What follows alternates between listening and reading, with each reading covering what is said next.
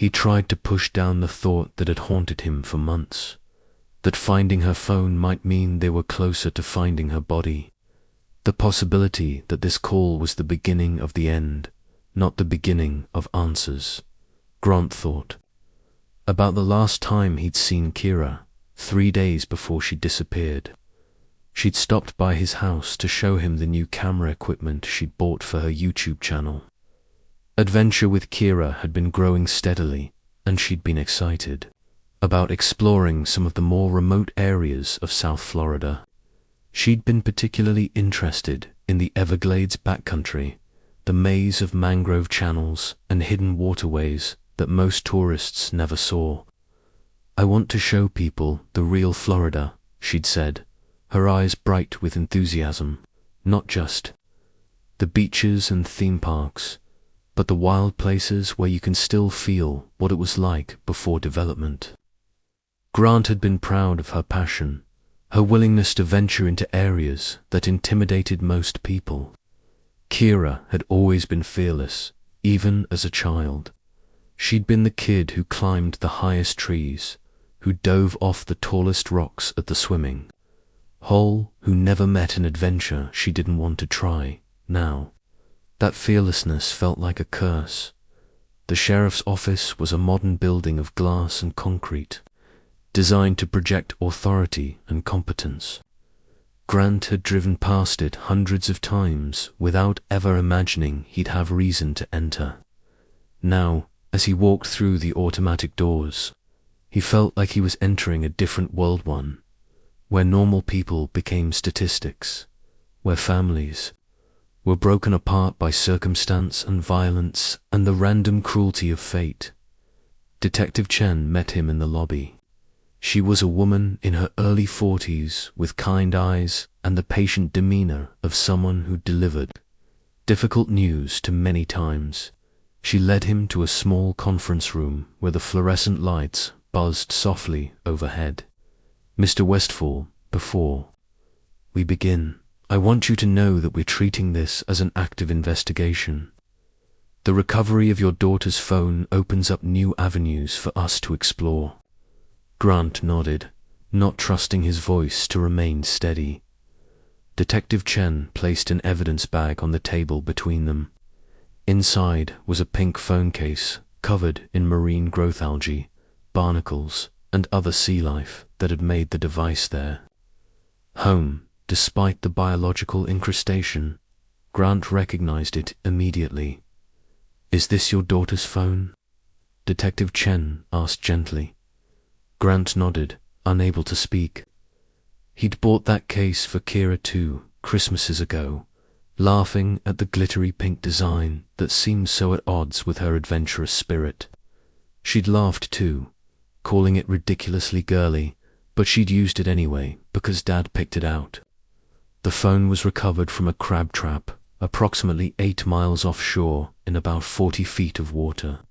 Detective Chen continued. "Our technical team was able to extract some data despite the water damage. There are videos on here from the day your daughter disappeared." She turned a laptop toward him, and Grant saw his daughter's face fill the screen.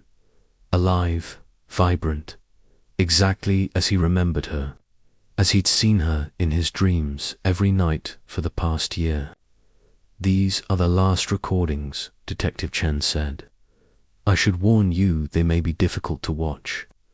Grant saw Kira in her bright yellow kayak, her blonde hair catching the late afternoon sun.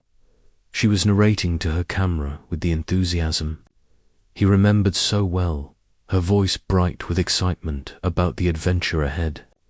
"Hey, adventure seekers. I'm out here in this incredible backcountry channel that some locals at the bait shop told me about. They said this is where the big tarpon hide completely untouched by tourist traffic.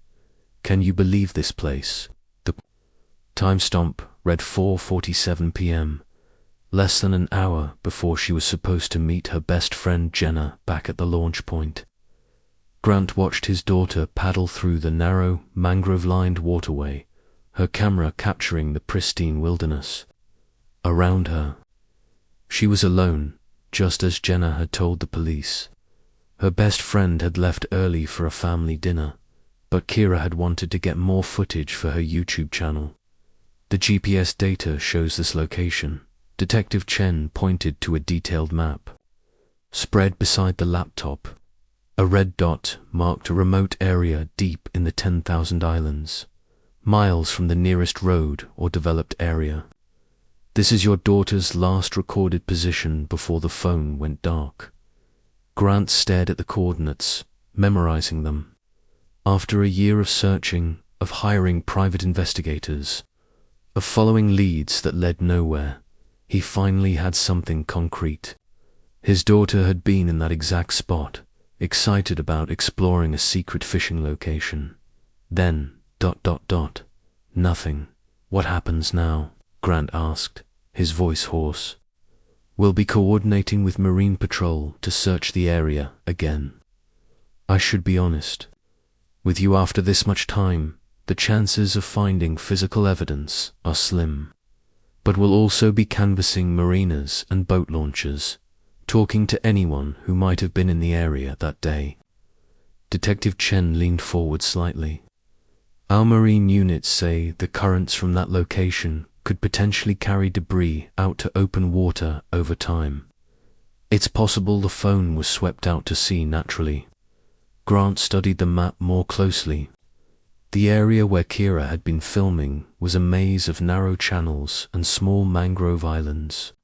Even with GPS, it would be easy to get lost back there. But Kira had been an experienced kayaker, comfortable in challenging conditions. She wouldn't have panicked if she'd gotten turned around. I'd like to be involved in the search, Grant said. Of course, we'll keep you informed of our progress. And Mr. Westfall, Detective Chen's expression softened. I know this is difficult, but the recovery of the phone is actually encouraging. It gives us our first real lead in months. Just then, there was a knock on the conference room door. A uniformed officer entered, and Grant noticed the Marine Patrol insignia on his uniform. The man was in his early 30s, with the kind of deep tan that came from years of working on the water. Detective Chen, I couldn't help but overhear, the officer said. I'm Officer Troy Hutchkins, with Marine Patrol.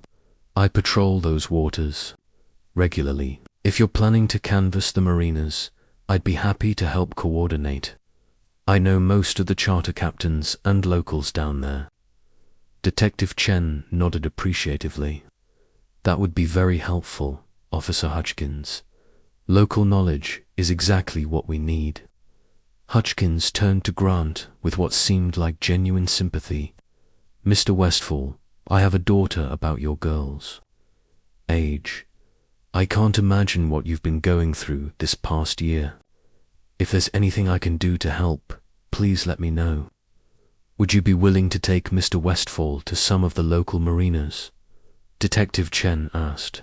Sometimes a family member's presence helps jog people's memories.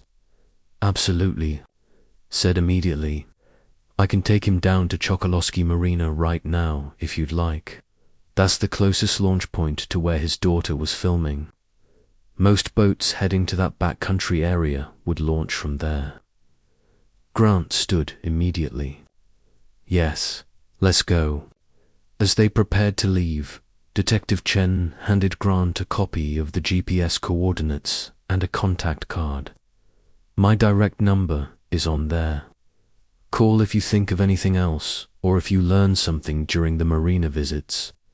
Grant followed Officer Hutchkins out of the building, clutching the printout of coordinates like a lifeline. For the first time in a year, he had a specific place to focus his search. His daughter had been in that remote channel, excited about some secret fishing spot the locals had mentioned.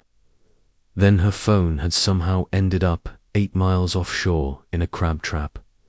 None of it made complete sense. But it was more than he'd had. Yesterday, it was hope. Chapter 3. The Mariner Grant settled into the passenger seat of Officer Hutchkins' Marine Patrol vehicle. a modified SUV equipped with radios and emergency equipment. As they drove south on Route 29 toward Chokoloskee, the landscape gradually transformed from suburban Naples to the wild, untamed edges of the Everglades. The road was narrow and straight, cutting through sawgrass prairies that stretched to the horizon. Mangroves pressed close to the asphalt, their twisted roots creating impenetrable barriers on both sides. The afternoon heat shimmered off the pavement, creating the illusion of water where there was only more road. "I appreciate you taking the time to do this," Grant said, breaking the silence that had settled between them. Hutchkins glanced over with what seemed like genuine sympathy. "No problem at all.